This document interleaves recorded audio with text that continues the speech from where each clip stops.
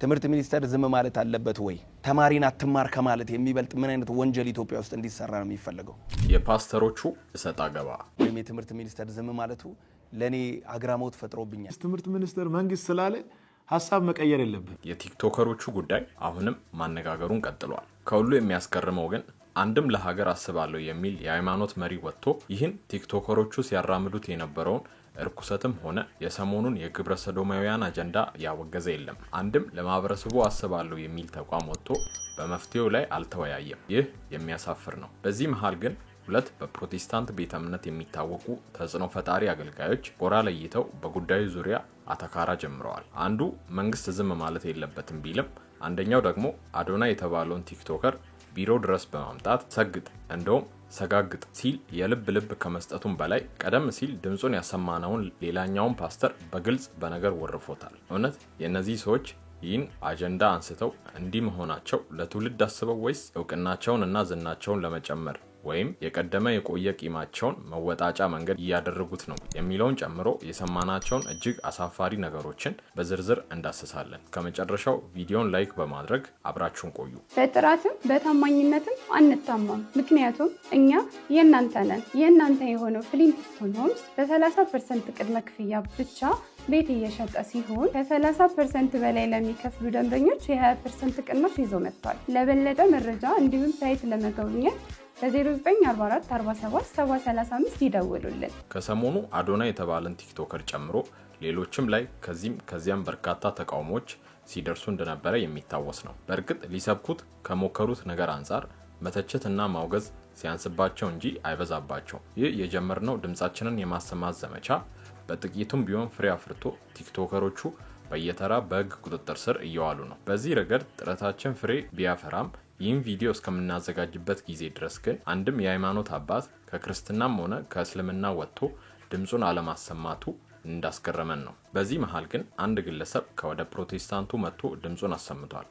ወንዱ እንደ ሴት ድሬስ አድርጎ እንደ ሴት አክት እያደረገ የሚኖርባትን ሀገር ለመፍጠር ሌላ አጀንዳ ይዞ የሚንቀሳቀስ የክፉ መልእክተኛ ነው። ይህ ሰው ነብዩ ሱራፊል ደምሴ ይባላል። ፕሬዘንስ ቲቪ የተባለ የቴሌቪዥን ጣቢያ ያለው ተጽዕኖ ፈጣሪ ሲሆን በእኛ እይታ እጅግ ደስ የሚልንና ሌሎቹም ሊከተሉት ይገባል ብለን የምናስበውን መልእክት ለተከታዮቹና ለመንግስት በተከታታይነት አሰምቷል። በቪዲዮ ባስተላለፈው መልእክቱ የአዶናይን ጨምሮ የሌሎችም ቲክቶከሮች ምስል ጭምር በግልጽ በመጠቀም በድፍረት ስግጥናን፣ ድድብናን እና ትውልድን ወደ ጥፋት ማምራትን ተቃውሟል።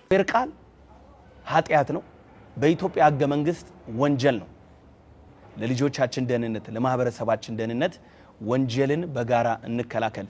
በዚህ ከቀጠለ ለወደፊት ኢትዮጵያ ያለውን ስጋትም ሳይሸሽግ ድምጹን አሰምቷል።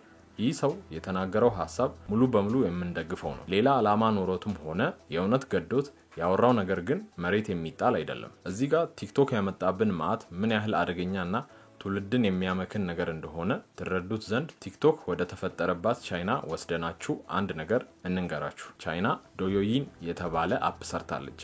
ቻይና ቲክቶክን ከቻይና ምድር አስወግዳ ለሀገሯ ህዝብ የፈጠረችው ይህ ዶዮይን የተባለ አፕ ከቲክቶክ ጋር የሚመሳሰለው በሎጎ ብቻ ነው። ከዚህም በተረፈ በዓላማ በይዘትና በቁጥጥር ስርዓቱ ፍጹም የተለየ ነው። የቲክቶክ ፈጣሪ የሆነችው ቻይና ቲክቶክን በሀገሯ ከልክላ ዶዮይን የተባለን ተመሳሳይ አፕ ለምን መፍጠር አስፈልጋት ከተባለ ቲክቶክ በዓለም አቀፍ ደረጃ እየፈጠረ ያለውን የስነ ምግባርና ተያያዥ ችግሮችን ስለምታውቅ ነው። ይህ ለቻይናውያን የተሰራ አፕ በተለይም ለወጣቱ ትውልድ ልክ እንደ ቲክቶክ ዝም ብሎ በመዝናኛ ላይ ብቻ ያተኮረ ይዘት ከማቅረብ ይልቅ እንደ ብሔራዊ ሞራልና የእውቀት ማበልጸቂያ መሳሪያ ሆኖ ያገለግላል። ይህን ዓላማው አድርጎ ስለተሰራም ብልግና ነክ ኮንቴንቶች፣ ሌላው ቀርቶ ከልክ ያለፈ የቅንጦት ህይወት ማሳየትና ጊዜን የሚያባክኑ ቪዲዮዎች፣ በአጠቃላይ ባህላዊ እሴቶችን የሚቃረን ማንኛውንም ይዘት በአልጎሪዝሙ ይሰርዛል ወይንም ከእይታ ውጭ ያደርጋል። በተቃራኒው የዶዮይን አልጎሪዝም ሆን ተብሎ የበለጸገው አዎንታዊና ገንቢ ኮንቴንቶች ላይ ነው። በዚህም መሰረት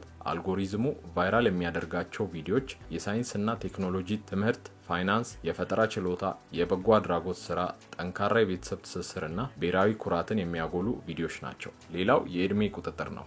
በዚህ አፕ የሚጠቀሙ እድሜያቸው ከ14 ዓመት በታች የሆኑ ታዳጊዎች በቀን ከ40 ደቂቃ በላይ አፑን መጠቀም እንዳይችሉ ተደርጎ ነው የተሰራው። እንዲሁም ተማሪዎች ከምሽቱ 4 ሰዓት እስከ ጠዋቱ 12 ሰዓት ድረስ ባለው ጊዜ አፑን እንዳይጠቀሙ ሙሉ ለሙሉ ይዘጋል። ይህም ወጣቶች ለትምህርታቸውና ለረፍታቸው ተገቢውን ጊዜ እንዲሰጡ ለማድረግ ተብሎ ነው። ቲክቶክ ላይ ቫይራል የሚሆኑ ነገሮች በቻይናው አፕ ላይ የሚከለከሉ ነገሮች ናቸው።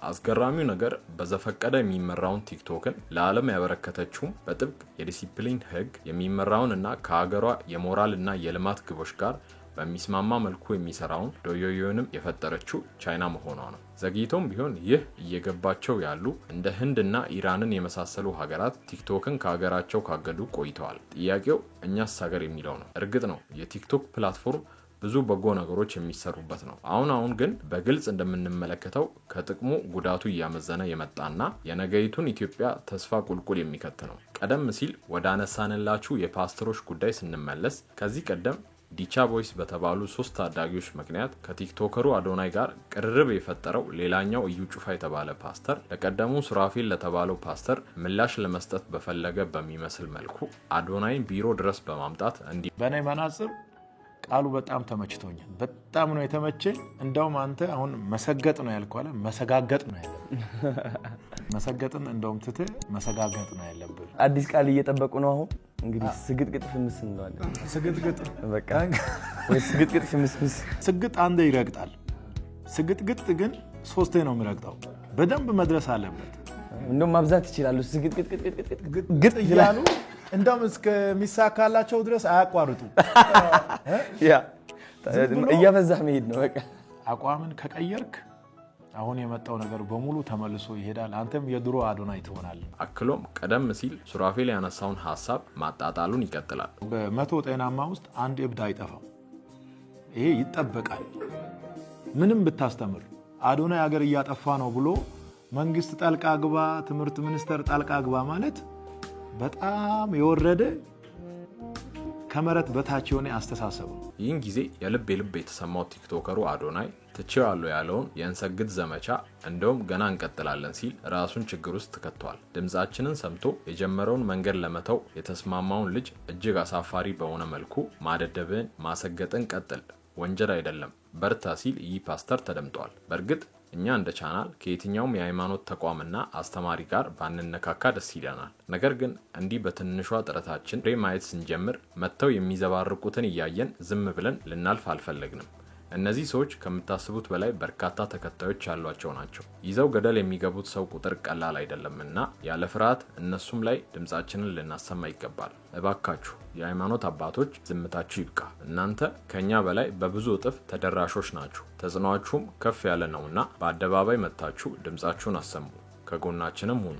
ውድ ቤተሰቦቻችን እናንተም ዘውትር እንደምታደርጉት አነሰ በዛ ሳትሉ ድምጻችሁን አሰሙ። አሁንም ተባብረን ተጽዕኖ መፍጠር እንችላለን። እግዚአብሔር ሀገራችንን ይጠብቅ። በቀጣይ እስክንገናኝ በሰላም ቆዩ።